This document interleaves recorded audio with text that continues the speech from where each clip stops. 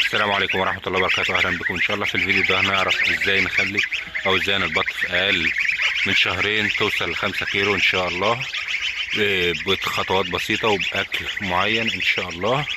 هنعرف ازاي نوصل للأحجام دي. البط الوز عموما مميز جدا بانه بيحب الخضروات، فعشان كده اكتر حاجة نحطها له وهي الخضروات. اي خضار عندنا انا هوريكم اهو. هحط لهم ايه؟ هحط لهم برسيم اخضر. شوفوا بيه شايفين الوز كله جه على الخضار اهو، حتى ساب العلف.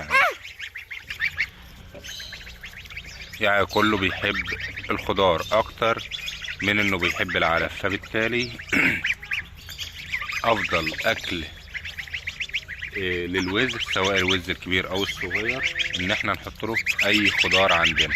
طبعا الخضار بيتحط بعد اسبوعين، يعني لو الوز لسه صغير عمر يوم من عمر يوم لحد اسبوعين ده يتحط له علف بس. بعد كده بيتحط له الخضار، اي خضار عندنا بقى متاح بيتم وضعه للوز. ما شاء الله بيوزن معانا.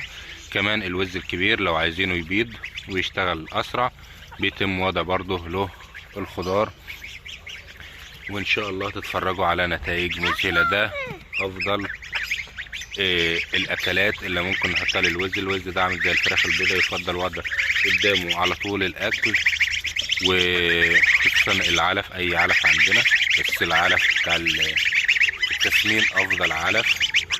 وطبعا الخضار ده اساسي، والميه باستمرار تكون قدامه ميه بيضاء، ما بيحتاجش ادويه كتير ما شاء الله عن الوز، الا لو لقينا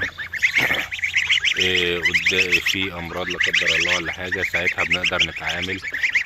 هوريكم برضو ان شاء الله خلطات نقدر نحطها للوز كويسه جدا. اهو الوز كله رايح على الميه، رايح يشرب اهو. افضل حاجه بالنسبه له هي الخضار. كمان حاجه مهمه جدا يفضل عملها للوز، وان هو المكان اللي فيه يكون ناشف باستمرار او نظيف زي ما بيتقال. يعني اي اوساخ ولا اي حاجه لا، طبعا لازم ننضفها باستمرار للوز. اهم حاجه زي ما قلت لكم وضحت لكم، الخضار مهم جدا للوز. لازم خضار باستمرار وطول اليوم يكون قدامه خضار لو عايزين احجام كبيره. اتمنى تكونوا استفدتوا من الفيديو، وان شاء الله تابعونا وهنوريكم باذن الله ونعرفكم ونتعلم ازاي نواجه اي امراض تجيله لا قدر الله. وان شاء الله في الفيديوهات الجايه باذن الله تابعونا. اتمنى تكونوا اشتركوا. في النهايه بطلب منكم بس دعم القناه بلايك واشتراك وتفعيل زر الجرس دعما لنا، وشير للفيديو عشان الكل يستفاد في الجروبات. وشكرا لمتابعتنا، وانتظرونا ان شاء الله في فيديوهات جايه كتير. والسلام عليكم ورحمه الله وبركاته.